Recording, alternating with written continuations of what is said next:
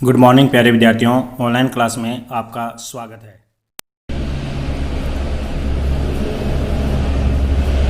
हाँ तो प्यारे विद्यार्थियों, हम बात करते हैं अंतर्राष्ट्रीय न्यायालय जो संयुक्त राष्ट्र संघ का एक अभिन्न अंग माना जाता है। तो चार्टर के अनुच्छेद 52 में ये कहा गया है कि अंतर्राष्ट्रीय न्यायालय संयुक्त राष्ट्र संघ का एक मुख्य अंग होगा जिसका मुख्यालय हेग में होगा। यानी अंतर्राष्ट्रीय न्यायालय अनुच्छेद 92 के अनुसार ये संयुक्त राष्ट्र संघ का एक मुख्य अंग है और इसका जो न्यायालय है वो हेग में होगा, एक शहर में। और संयुक्त राष्ट्र संघ के सदस्यों की पूरी आज़ादी देता है कि वे अपने झगड़ों को निपटारा करने के लिए न्यायालय के अतिरिक्त दूसरी अदालत में भी कर सकते हैं। यानी अंतर्राष्ट्रीय न्यायालय के माध्यम से सदस्य राष्ट्रों को ये पूरी स्वतंत्रता दी गई है कि अंतर्राष्ट्रीय न्यायालय के अतिरिक्त वह संयुक्त राष्ट्र संघ के किसी भी अंग में वो अपने निपटारों का कार्य करवा सकते हैं। इसके साथ साथ इसके लिए उन्हें एक समझौता करना पड़ेगा। यूएनओ के सदस्य अंतर्राष्ट्रीय न्यायालय के उन विषयों पर निर्णय लेंगे जिनमें वे स्वयं भी शामिल होते हैं, मानने के लिए प्रतिबद्ध होंगे। यानी उनको एक समझौता करना पड़ेगा कि यदि अंतर्राष्ट्रीय न्यायालय कोई भी निर्णय लेता है तो उन्हें मानना ही पड़ेगा। अब देखते हैं कि भी अंतर्राष्ट्रीय न्यायालय का जो संगठन है उसका संरचना है वो कैसे की गई है। देखिए, संयुक्त राष्ट्र संघ के सभी सदस्य वस्तुतः न्यायालय के भी सदस्य होंगे। यानी यूएनओ के जितने भी सदस्य राष्ट्र हैं वो सभी अंतर्राष्ट्रीय न्यायालय के भी सदस्य होंगे। और सुरक्षा समिति की सिफारिश पर कार्यरत महासभा के प्रत्येक विषय में निर्धारित शर्तें के अनुसार ही वे राज्य के अंतर्राष्ट्रीय न्यायालय के संविधान में सम्मिलित हो सकते हैं। यानी कि महासभा के निर्धारित जो नियम है, जो शर्तें, उनके आधार पर ही वह अंतर्राष्ट्रीय न्यायालय के संविधान के माध्यम से वो सम्मिलित हो सकते हैं जो इसके सदस्य नहीं होते। यदि कोई राष्ट्र संयुक्त राष्ट्र संघ का सदस्य नहीं है और यदि मान लो वो अंतर्राष्ट्रीय न्यायालय का सदस्य होना चाहता है तो उसे पहले यूएनओ की सदस्यता लेनी पड़ेगी। और यूएनओ की सदस्यता लेने के लिए महासभा के द्वारा नियम तय किए जाते हैं। उन नियमों के तहत यदि वह उनकी अनुपालना करता है तो वह अंतर्राष्ट्रीय न्यायालय की सदस्यता भी स्वीकार कर सकता है। नई सदस्यता के लिए कुछ शर्तें हैं। उन शर्तों को पूरा करने वाला सदस्य ही अंतर्राष्ट्रीय न्यायालय का भी सदस्य बनेगा। वो शर्तें एक तो संविधान तथा न्यायालय के संबंध में दूसरे प्रतिबंधों को स्वीकार करना। यानी कि एक तो जो संविधान है, संविधान की, और दूसरे न्यायालय के संबंध में जो भी प्रतिबंध या शर्तें हैं उनको स्वीकार करने वाला सदस्य राष्ट्र ही अंतर्राष्ट्रीय न्यायालय का सदस्य वो बन सकता है। दूसरा है कि महासभा द्वारा अनुमानित व्यय में अपना योगदान देना। यानी महासभा जो भी बजट बनाती है, यूएनओ के लिए जो बजट बनाती है, उस बजट में जो भी महासभा अंशदान रखती है कि अमुक राष्ट्र को इतना अंश है वो सालाना देना पड़ेगा। यदि वह सालाना बजट का अंश देता है तो ही उसे यूएनओ का सदस्य या अंतर्राष्ट्रीय न्यायालय का सदस्य वो बनाया जा सकता है। इन दो शर्तों को पूरा करने वाला राष्ट्र ही यूएनओ का सदस्य राष्ट्र माना जाता है। अंतर्राष्ट्रीय न्यायालय में 22 न्यायाधीश होते हैं। ये अंतर्राष्ट्रीय कानून में मान्य योग्यता के विधिवेता होते हैं। यानी कि इन 22 न्यायाधीशों का चुनाव करते समय ये ध्यान रखा जाता है कि अंतर्राष्ट्रीय कानूनों के विधिवेता होंगे या फिर कुछ अदालती कार्यालयों में नियुक्ति के लिए अपने अपने देश में आवश्यक योग्यता वाले लोगों में से कुछ नैतिक चरित्र के मालिक भी होंगे। यानी जब भी इनका चुनाव किया जाता है तब यह देखा जाता है कि अमुक सदस्य अपने देश में कोई विधिवेता होगा या कोई उच्च चरित्र वाला होगा, तभी इनका चुनाव किया जाता है। उन्हें राष्ट्रीयता का विचार के बिना ही चुना जाएगा। यानी राष्ट्रीयता कोई भी हो सकती है, बिना किसी भेदभाव के इनका चुनाव किया जाता है। तो न्यायाधीशों का चुनाव महासभा तथा सुरक्षा परिषद एक दूसरे के बिल्कुल स्वतंत्र न्यायालय के सदस्य बनने के लिए आवश्यक उम्मीदवार की नियुक्ति करते हैं। महासभा और सुरक्षा परिषद ये दोनों मिलकर के और न्यायाधीशों का चुनाव करती है। ये व्यक्ति जो सुरक्षा तथा महासभा में पूर्ण बहुमत प्राप्त कर लेते हैं, निर्वाचित घोषित कर लिए जाते हैं। यानी महासभा में जिन न्यायाधीशों का चुनाव किया जाता है महासभा में, जो पूर्ण बहुमत प्राप्त कर लेता है उन्हीं न्यायाधीशों को फिर न्यायाधीश के रूप में नियुक्त किया जाता है। अंतर्राष्ट्रीय न्यायालय के न्यायाधीशों का कार्यकाल 9 साल का होता है, यानी न्यायाधीशों का जो कार्यकाल है वो 9 साल का रखा गया है, और हर 3 वर्ष बाद 5 न्यायाधीश सेवानिवृत्त हो जाते हैं। यानी कार्यकाल 9 वर्ष का है, प्रत्येक 5 साल बाद में 3 न्यायाधीश अपने आप सेवानिवृत्त हो जाते हैं और उनके स्थान पर नए न्यायाधीशों का चुनाव कर लिया जाता है। हालांकि राष्ट्रीय सरकारें न्यायाधीशों को मनोनीत करने और उनके चुनाव में भाग लेती है, परंतु न्यायाधीश न तो अपने देश के प्रतिनिधि के रूप में कार्य करते हैं और न ही अपने सरकार के निर्देशों के अनुसार कार्य करते हैं। यानी कि न्यायाधीशों का चुनाव करते समय सरकारें भी उनके चुनाव में भाग लेती है। आपको मालूम है कि महासभा में जब भी कोई चुनाव होता है तो मतदान के आधार पर होता है। तो जब महासभा में मतदान होता है तो 5 प्रतिनिधियों को भाग लेने का अधिकार है, उनमें से केवल 1 प्रतिनिधि मत देता है, वो उस देश की सरकार भी हो सकती है। तो इसलिए कहा जाता है कि न्यायाधीश के चुनाव निर्वाचन न्यायाधीश की नियुक्ति के बाद न्यायाधीश केवल और केवल अपने देश के प्रतिनिधि के रूप में कार्य करता, न कि वो सरकार के प्रतिनिधि के रूप में कार्य कर सकता है। इसके साथ साथ भारत के जस्टिस दलवीर भंडारी अभी वर्तमान में अंतर्राष्ट्रीय न्यायालय के न्यायाधीश भी, हमारे देश से दलवीर भंडारी जो वर्तमान समय में अंतर्राष्ट्रीय न्यायालय के न्यायाधीश के रूप में भी कार्य वो कर रहे हैं। ये तो थे कि संरचना की न्यायाधीशों का चुनाव कैसे होता है और न्यायाधीशों का कार्यकाल कितना बात करते हैं सत्यायन क्षेत्राधिकार की भी। अंतर्राष्ट्रीय न्यायालय को कौन कौन से क्षेत्राधिकार दिए गए, तो 3 प्रकार के क्षेत्राधिकार हैं। पहला आपके ऐच्छिक क्षेत्राधिकार है, दूसरा अनिवार्य क्षेत्राधिकार है और तीसरा सलाहकारी क्षेत्राधिकार है। तो ये 3 क्षेत्राधिकार हैं। इन क्षेत्राधिकारों के आधार पर अंतर्राष्ट्रीय न्यायालय अंतर्राष्ट्रीय स्तर पर अपना कार्य करता है। तो सबसे पहले हम बात करते हैं ऐच्छिक क्षेत्राधिकार की, इसमें कौन कौन से क्षेत्राधिकार है वो सम्मिलित किए गए। तो अंतर्राष्ट्रीय न्यायालय के पास राज्यों के जो मुकदमों के संबंध में ऐच्छिक क्षेत्राधिकार है।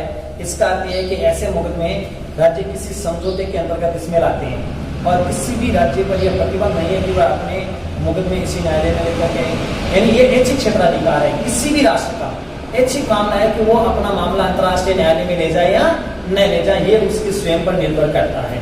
इसीलिए इसे ऐच्छिक क्षेत्राधिकार भी कहा है। दूसरा है अनिवार्य क्षेत्राधिकार। इसमें क्या है कि अनुच्छेद 30 के अंतर्गत राज्य निम्नलिखित प्रकार के मुकदमों को इसके क्षेत्राधिकार को अनिवार्य मानता है।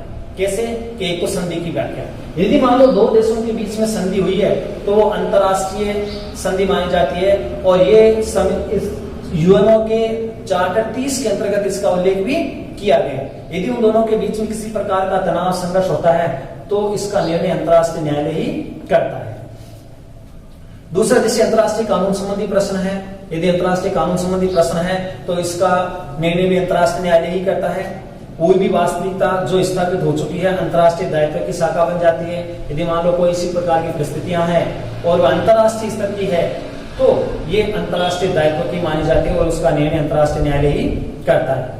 अंतर्राष्ट्रीय प्रतिबंध को भंग करने की स्थिति में क्षतिपूर्ति का स्वरूप या सीमा, यदि मान लो कोई भी राष्ट्र अंतर्राष्ट्रीय नियमों या अंतर्राष्ट्रीय प्रतिबंधों का उल्लंघन करता है तो उसकी क्षतिपूर्ति और सीमा तय करने का अधिकार भी अंतर्राष्ट्रीय न्यायालय का ही होगा। तो इस तरह से अंतर्राष्ट्रीय न्यायालय का यह अनिवार्य क्षेत्राधिकार है जो उसके सीमा के अंतर्गत आता है, उसके क्षेत्राधिकार के अंतर्गत आता है। तीसरा आपके सलाहकारी क्षेत्राधिकार के रूप में भी अंतर्राष्ट्रीय न्यायालय कार्य करता है और ये कार्य अंतर्राष्ट्रीय न्यायालय के पास महासभा, सुरक्षा परिषद तथा महासभा के द्वारा स्थापित की गई दूसरी जो विशिष्ट एजेंसियां हैं, जो अभिकरण हैं, उनको कानूनी प्रश्न पर सलाह भी दी जाती है। और इसके साथ साथ में अंतर्राष्ट्रीय न्यायालय की सलाह लिखित निवेदन के द्वारा ली जाती है। न्यायालय स्वयं ही अपना मत प्रकट नहीं करता है, लिखित रूप में एक दस्तावेज के रूप में दी जाती है और इसके अतिरिक्त इसकी सलाह मानने वाली एजेंसी द्वारा मानना आवश्यक नहीं होता है। इसका मत सलाह ही होता है, निर्णय नहीं। यानी कि अंतर्राष्ट्रीय न्यायालय से सलाह ली जा सकती है। महासभा, सुरक्षा परिषद या महासभा की कई ऐसी एजेंसियां हैं जो अपने क्षेत्र में कार्य करती है, तो वो केवल अंतर्राष्ट्रीय न्यायालय से सलाह ले सकती है। ये निर्णय नहीं है, मानना या न मानना उस एजेंसी पर वो निर्भर करता है। तो इस तरह से अंतर्राष्ट्रीय न्यायालय का ये क्षेत्राधिकार है कि भाई ऐच्छिक क्षेत्राधिकार, अनिवार्य क्षेत्राधिकार और सलाहकारी क्षेत्राधिकार। अब अंतर्राष्ट्रीय न्यायालय का चौथा जो अंग है वो आपके न्यास परिषद। तो देखिए संयुक्त राष्ट्र संघ के चार्टर के 7वें अनुच्छेद में संयुक्त राज्य की न्यास परिषद इसके 6 प्रमुख अंगों में से एक है। यद्यपि इसे संयुक्त राष्ट्र संघ में सामान्यजनित जगह प्राप्त है, फिर भी यह एक अधीनस्थ अंग है, क्योंकि महासभा के सहायक अंग के रूप में इसे अमेरिकन असामरिक पृष्ठभूमि क्षेत्रों में प्रशासन का निरीक्षण एवं सामरिक क्षेत्रों के मामले में सुरक्षा समिति की सहायता अंग के रूप में कार्य करती है। हालांकि ये एक स्वतंत्र अंग नहीं है, बल्कि ये तो महासभा की एक सहायक अंग के रूप में कार्य करता है। फिर भी इसे संयुक्त राष्ट्र संघ के 6 अंगों में एक महत्वपूर्ण स्थिति वो प्राप्त है। अब बात करते हैं आपके आर्थिक एवं सामाजिक परिषद, जो संयुक्त राष्ट्र संघ का एक महत्वपूर्ण अभिकरण के रूप में माना जाता है। संयुक्त राष्ट्र संघ का उद्देश्य मात्र विश्व में शांति करना ही नहीं, युद्धों को रोकना ही नहीं है, अपितु राज्यों के आर्थिक और सामाजिक कल्याण की ओर भी ध्यान देना है। देखिए यूएनओ के उद्देश्य में हमने पढ़ा था कि इसका मुख्य उद्देश्य था अंतर्राष्ट्रीय शांति और सुरक्षा बनाए रखना। तो यूएनओ का आज उद्देश्य केवल इतना ही नहीं है, बल्कि विश्व में आर्थिक और सामाजिक जो संरचना है, कल्याण है, उसकी ओर ध्यान देना। और यूएनओ के चार्टर के निर्माता इस सच्चाई से भली भांति परिचित थे कि विश्व में एक जैसी सामाजिक एवं आर्थिक उन्नति के बिना अंतर्राष्ट्रीय शांति एवं सुरक्षा की स्थापना नहीं की जा सकती।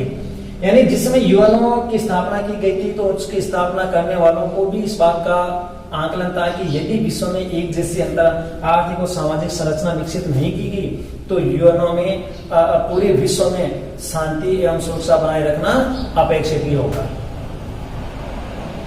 चार्टर के अनुच्छेद 1 के अनुसार कभी संयुक्त राष्ट्र संघ के विभिन्न उद्देश्यों में से एक उद्देश्य है सामाजिक, आर्थिक, सांस्कृतिक तथा लोकोपकारी स्वरूप की समस्याओं को सुलझाने के लिए राष्ट्रों के बीच में सहयोग प्राप्त करना तथा जाति, भाषा, लिंग, धर्म के उल्लेख बिना मानव के मूल अधिकारों, स्वतंत्रताओं के लिए लोगों में सम्मान की भावना पैदा करना।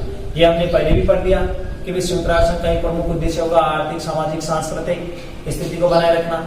तो ऐसी स्थिति के साथ साथ में लोगों में बिना किसी जाति, लिंग, निवास स्थान, भेदभाव आदि के आधार पर मूल अधिकारों एवं स्वतंत्रताओं के लिए लोगों में सम्मान की भावना पैदा करना भी यूएनओ का एक मुख्य उद्देश्य होगा। और इस उद्देश्य की प्राप्ति के लिए ही आर्थिक एवं सामाजिक परिषद की स्थापना की गई थी। तो इसके भी बहुत सारे अभिकरण हैं और वही अभिकरण आज पूरे विश्व में अपना अपना योगदान वो दे रहे हैं। नेक्स्ट और अंतिम आपके सचिवालय तथा महासचिव, यूएनओ का एक महत्वपूर्ण अंग। तो सचिवालय यूएनओ के अंगों में से एक मुख्य अंग, यह यूएनओ का मुख्यालय है जो संयुक्त राष्ट्र संघ के अन्य संगठनों तथा एजेंसियों के द्वारा बनाए गए प्रोग्रामों और नीतियों को प्रशासित एवं समन्वित करता है। यानी ये जो प्रमुख अंग है, ये अंग यूएनओ के विभिन्न अंगों के द्वारा और जो इसके एजेंट अभिकरण अभिकर्ता है उनके द्वारा बनाई गई नीतियों को प्रशासित करता है और क्रियान्वित करता है, यानी उनको लागू करने का काम सचिवालय के माध्यम से ही किया जाता है। प्रशासनिक मुखिया होने के कारण महासचिव के कितने ही सहायक सचिव होते हैं, विशेषज्ञ प्रशासनिक अधिकारी और कलक भी होते हैं। और सचिवालय का प्रभारी होने के नाते महासचिव का मुख्य कार्य है कि वह संयुक्त राष्ट्र के रिकॉर्ड रखना और उनके कार्यों को करना, क्योंकि ये सचिवालय का प्रभारी होता है मुख्य सचिव, और जो मुख्य सचिव है वही संयुक्त राष्ट्र संघ के संपूर्ण रिकॉर्ड रखता है और उन कार्यों को करता है जिनको चार्टर के द्वारा प्रत्यक्ष और अप्रत्यक्ष रूप से किसी अंग को न दिए गए हों। यानी संयुक्त राष्ट्र संघ के जो 5 विभिन्न आपने अंग पढ़े हैं, यदि मान लो इनमें से कोई भी कार्य जिस अंग को नहीं दिया गया है, उस कार्य को करने का कार्य महासचिव ही करता है। इसके साथ साथ सचिवालय का स्टाफ महासभा द्वारा स्थापित नियमों के आधार पर महासचिव की क्या करता है, नियुक्ति करता है। एक महासचिव होता है, उसके बाद बहुत सारे सचिव और क्लर्क होते हैं स्टाफ के रूप में, जो कि यूएनओ के अभिकरणों के माध्यम से जो भी निर्णय लिए जाते हैं, जो कार्य किए जाते हैं, उनको क्रियान्वित करने का कार्य वो करता है। इस तरह से संयुक्त राष्ट्र संघ के बहुत सारे अभिकरण हैं जो पूरे विश्व में अपना काम करते हैं। जैसे आपने पढ़ा होगा यूनेस्को, ये सभी अभिकरण हैं। इसमें आपके यूनेस्को का यूनेडो, इसके साथ साथ आपके WTO,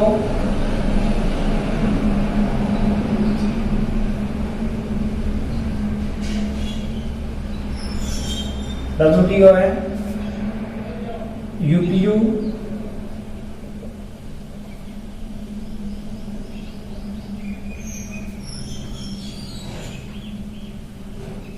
IA,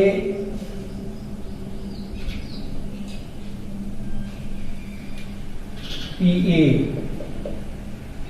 इसके साथ साथ FAO आदि।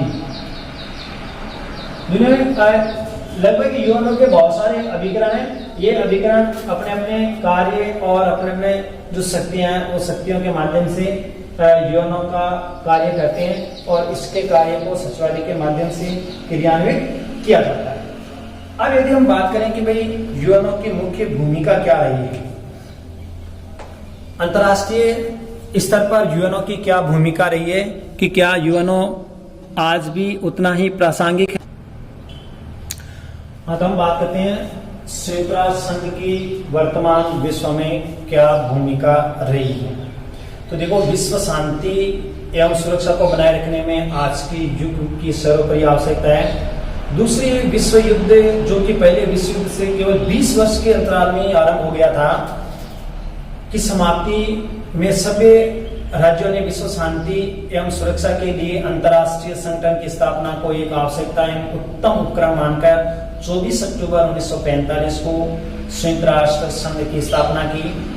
और संयुक्त राष्ट्र संघ चार्टर की स्थापना में ही ये घोषणा कर दी गई थी कि अंतर्राष्ट्रीय संगठन में शामिल हुए लोगों का लक्ष्य है कि आने वाले पीढ़ियों को युद्ध की त्रासदी से बचाना।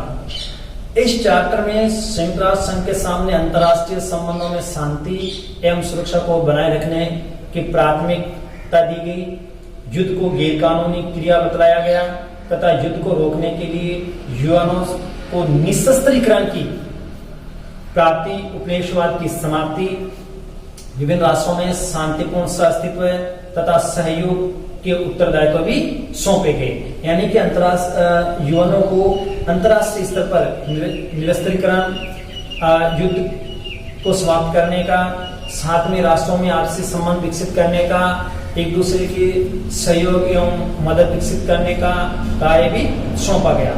और वास्तव में देखा जाए तो अंतर्राष्ट्रीय शांति एवं सुरक्षा का यूएनओ के चार्टर में लगभग 32 बार इसका प्रयोग किया गया है। यानी विश्व शांति एवं सुरक्षा, इन शब्दों का लगभग 32 बार इसीलिए प्रयोग किया गया, बार बार इस पर दबाव डाला गया कि भाई यूएनओ का मुख्य जो कार्य हुआ है अंतर्राष्ट्रीय शांति एवं सुरक्षा बनाए रखना। और घोषणा पत्र के प्रथम अनुच्छेद में भी संयुक्त राष्ट्र संघ के उद्देश्यों के बारे में स्पष्ट रूप से बताया गया था। इसके साथ साथ संयुक्त राष्ट्र ने इन सभी उत्तरदायित्वों को निभाने में भरसक प्रयास भी किया है और अपने अस्तित्व के पिछले अगर लगभग 7 दशकों में देखें तो निरस्त्रीकरण, परमाणु तथा निरस्त्रीकरण की दिशा में कई संस्थागत उपक्रम किए और कर भी रहा है। इसके साथ साथ विभिन्न देशों तथा उनके नागरिकों में सामाजिक, आर्थिक, सांस्कृतिक सहयोग विकास करने में सराहनीय कार्य भी किया है। तो नई अंतर्राष्ट्रीय अर्थव्यवस्था स्थापित करने तथा हिंद महासागर को शांति क्षेत्र घोषित करने का भी प्रयास किया गया, यानी नई अंतर्राष्ट्रीय अर्थव्यवस्था को लागू करने में। और हिंद महासागर को शांति क्षेत्र घोषित करने का भी कार्य, परतंत्र उपनिवेशों को स्वतंत्रता प्रदान करना, साथ साथ नस्लवाद की समाप्ति, दक्षिणी अफ्रीका में प्रजाति पार्थक्य की नीति को समाप्त करने आदि कई अंतर्राष्ट्रीय समस्याओं के समाधान के लिए भी प्रस्ताव पास किए। उपनिवेशवाद, साम्राज्यवाद की समाप्ति के लिए संयुक्त राष्ट्र संघ ने विशेष तौर पर सराहनीय भूमिका अदा की। तो इस तरह से संपूर्ण विश्व में शांति और सुरक्षा के साथ साथ में कई ऐसे कार्य यूएनओ के माध्यम से वो किए गए। अब हम बात करते हैं कि विश्व शांति एवं सुरक्षा में यूएनओ ने क्या क्या प्रयास किए हैं। तो अपनी स्थापना यानी 1945 से लेकर अब तक कई ऐसे अवसर पैदा हुए हैं जिनमें स्थानीय विश्व युद्ध एवं अथवा क्षेत्रीय युद्धों में परिवर्तित भी हो सकते हैं। यानी स्थानीय जो युद्ध ना वो विश्व युद्ध में भी बदल सकते थे या क्षेत्रीय युद्धों में भी बदल सकते थे, लेकिन यूएनओ ने सामूहिक कार्य के द्वारा ऐसे युद्धों को फैलने से रोका और इसमें सैनिक कार्रवाई के द्वारा भी तथा अन्य साधनों के द्वारा इसके चार्टर के 7वें अध्याय में वर्णित है का प्रयोग करके विश्व शांति की स्थापना के लिए कार्यवाही भी की थी। यानी इसके साथ में स्पष्ट रूप से हमने पढ़ा है कि भी अगर मान लो कहीं युद्ध है, संघर्ष है, तनाव है, तो युद्ध को रोकने के लिए युद्ध का सहारा नहीं ले, शांतिपूर्ण तरीकों को काम में लिया जाए, समझाइश से काम लिया जाए, ऐसे तरीकों को अपना करके और उन युद्धों को रोकने का प्रयास वो किया जाए। तो विश्व में कई ऐसी जटिल समस्याओं को वार्तालाप के द्वारा, अन्य शांतिपूर्ण साधनों के द्वारा हल करने का भी पहल अंतर्राष्ट्रीय संगठन की ओर से की और आज भी कर रहा है। तो कई ऐसे मुद्दे हुए थे विश्व के सामने जिनको शांतिपूर्ण सुलह के तरीके से उनको सुलझाया गया। जिन आपके इराक की समस्या है, यूनान विवाद था, इसके साथ साथ इंडोनेशिया विवाद, कश्मीर विवाद, दक्षिणी अफ्रीका में नस्लवाद, संयुक्त राष्ट्र संघ और कांगो संकट, ये ऐसे कुछ विश्व के प्रमुख मुद्दे थे जिन मुद्दों को हल करने के लिए शांतिपूर्ण तरीकों का, शांतिपूर्ण साधनों का उपयोग करते हुए इन मुद्दों को सुलझाने का यूएनओ ने अपना सफलतम प्रयास किया है। आज अगर हम बात करें कि संयुक्त राष्ट्र संघ की वर्तमान में क्या प्रासंगिकता रही है, यानी आज के समय में संयुक्त राष्ट्र संघ की क्या भूमिका है, क्या वो अपने कार्यों में सफल रहा है या आज यह अपनी भूमिका खो चुका है। तो देखिए, शीत युद्ध के समय यदि हम बात करें 1945 से लेकर 70 तक और 1980 से 89 के दशक तक, तो संयुक्त राष्ट्र संघ कई विवादों का हल उचित समय पर नहीं कर पाया, क्योंकि उस समय शीत युद्ध का दौर चल रहा था और शीत युद्ध दो बड़ी महाशक्तियों के मध्य, अमेरिका और सोवियत संघ के मध्य, और ये दोनों ही महाशक्तियां यूएनओ की भी सदस्य थी। इसीलिए कई बार वीटो का भी प्रयोग किया गया और ऐसे समय में यूएनओ जो अपना कार्य था वो भली भांति नहीं कर सका, जिसमें इराक ईरान युद्ध 10 वर्ष तक चलता रहा। साथ साथ अफगानिस्तान में सोवियत हस्तक्षेप भी लगभग 10 साल तक बना रहा। शीत युद्ध काल में लगभग 100 प्रमुख ऐसे विवाद थे जिनमें लगभग 2 करोड़ लोग मारे गए थे।